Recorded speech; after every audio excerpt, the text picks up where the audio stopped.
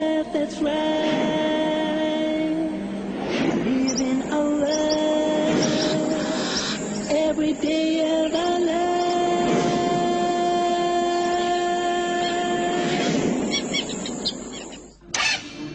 Do you think Islam is like Hinduism? Prove it to me. Do you think it's like Christianity? Do you think it's like Judaism, Buddhism? It's not. I don't believe you. What's the evidence? I don't see anything. What can I prove? I don't hear anything. And Allah tells me in the Quran, it's not me who guides him. That's not my job. I've delivered a message. This book tells me, Inna Dina Indallahil Islam. Therefore, it doesn't exist. It's a choice for us to accept or reject. It's as simple as that.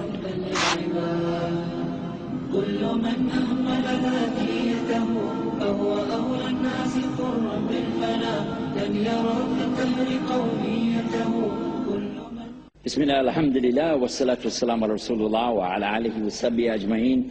Ashhadu an la ilaha illallah wa la sharika lah wa ashhadu anna Muhammadan abduhu wa rasuluhu ma ba'd. Assalamu alaikum.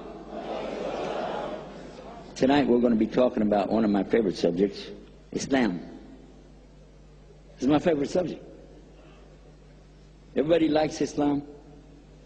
Does anybody here doesn't like Islam? Huh? I dare you to stand up in front of all these terrorists. I mean Muslims. I meant to say Muslims. Actually, the subject tonight is kind of big. And the subject we're talking about now is going to be about science. And a lot of times people in the religion business don't want to go there. They don't want to talk about science because it could mess up what they're trying to say. Some real obvious things happen when you get into science. Science basically meaning what? What are we talking about when we talk about science? We're talking about proving things with testable evidence. Can I use this term? Is that okay? I'm not trying to redefine anything, but will everybody accept proving something with testable evidence? Can I use that? And we'll say that's science, okay? All right. The first thing that happens in the religious business is there's not a whole lot you can prove. There's not. What are you going to prove?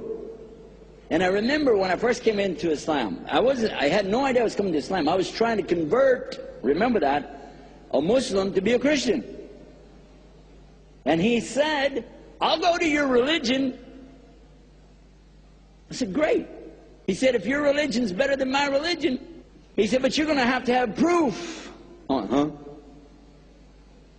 Religion, by the way, that's one of my degrees, happens to be in theology.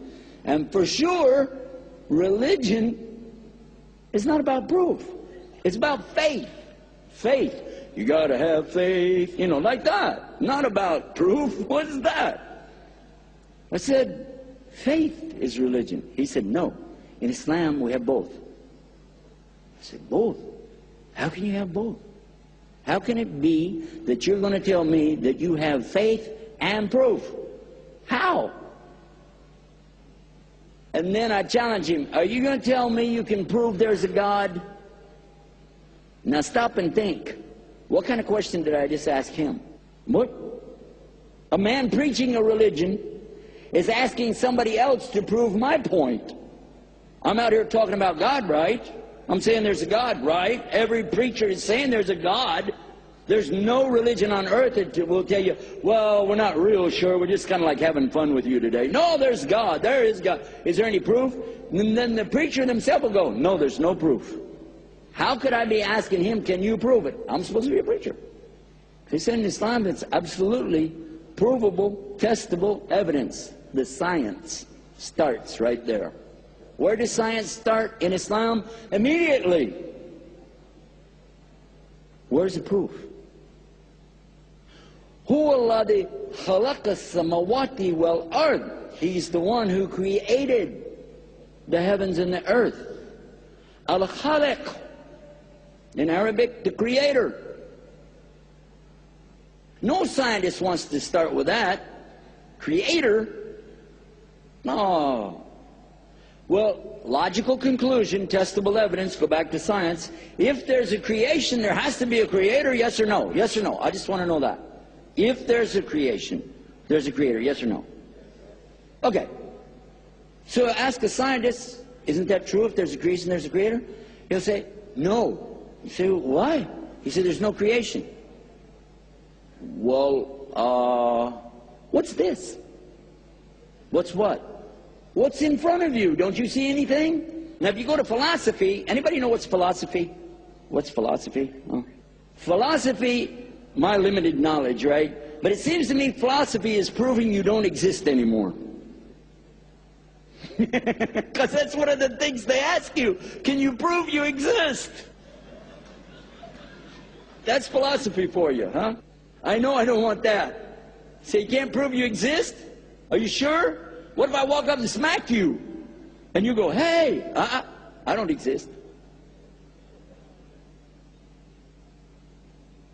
I don't like that deal.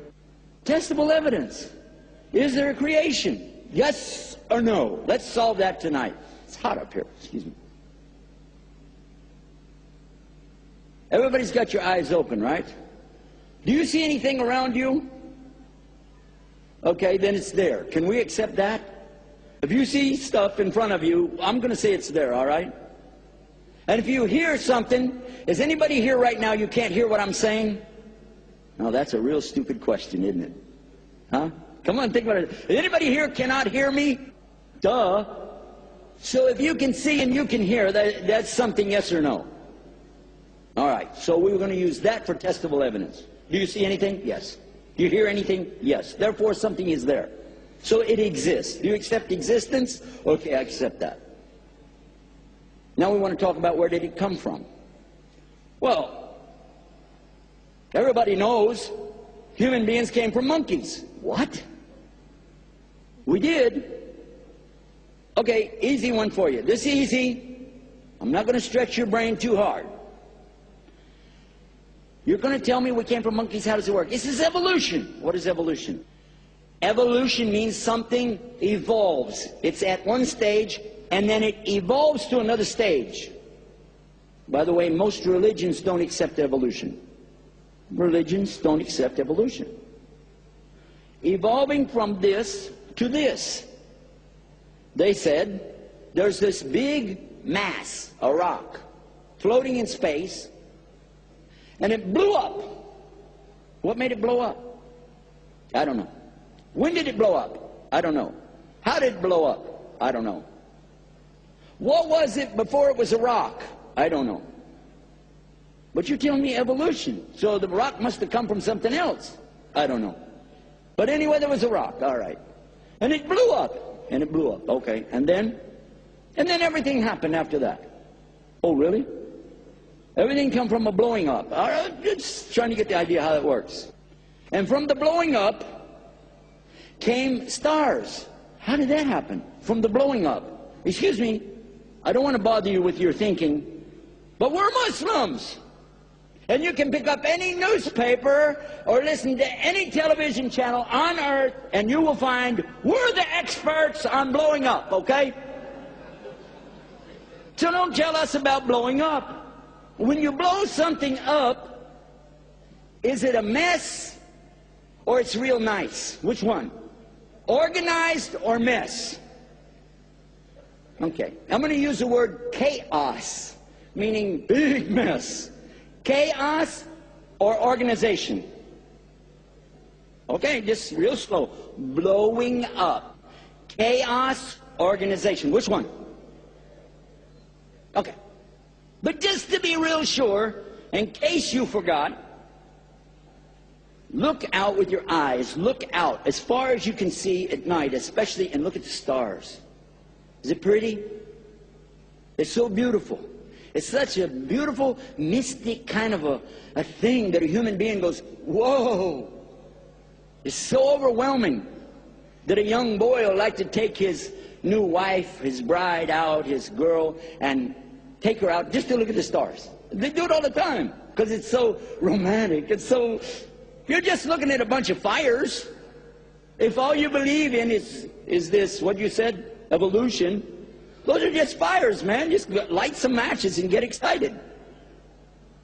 But no. You like to look at those, and there's patterns in there. Are there patterns or no? Do people follow those patterns and figure out how to go from A to B? Yes or no? Okay. So there's something of organization, and it came out of a blowing up. Amazing.